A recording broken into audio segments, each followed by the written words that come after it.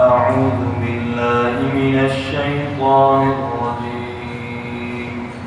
بسم الله الرحمن الرحيم.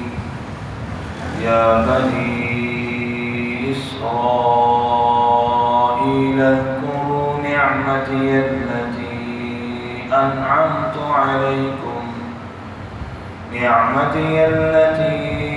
أنعمت عليكم وأوفوا بعهدي أوف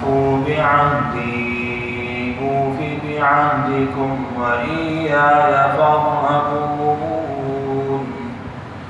وآمنوا بما أنزلت مصدقا لما معكم ولا تكونوا أول كافر به ولا تشتروا بآياتي ثمنا قليلا وإياي فاتقون. ولا تلبسوا الحق بالباطل وتكتموا الحق وأنتم تعلمون.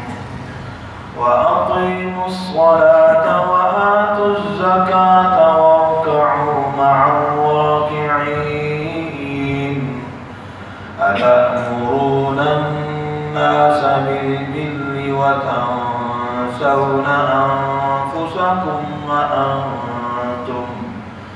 وأنتم تتلون الكتاب أفلا تعقلون.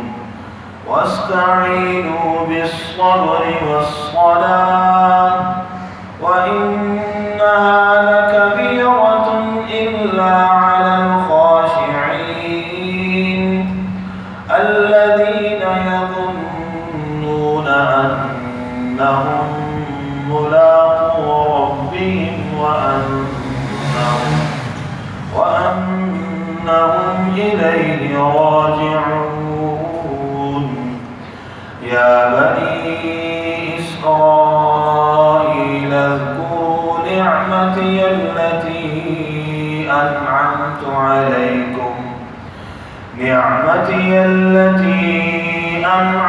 عليكم وأني فضلتكم على العالمين. واتقوا يوما لا تجزي نفس عن نفس شيئا ولا يقبل منها شفاعة ولا يؤخذ منها عدل ولا هم ينصرون. وإذ نجيناكم من آل فرعون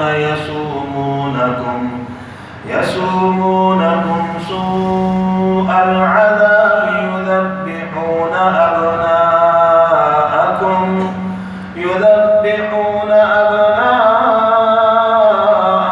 ويستحيون نساءكم وفي ذلكم بلاء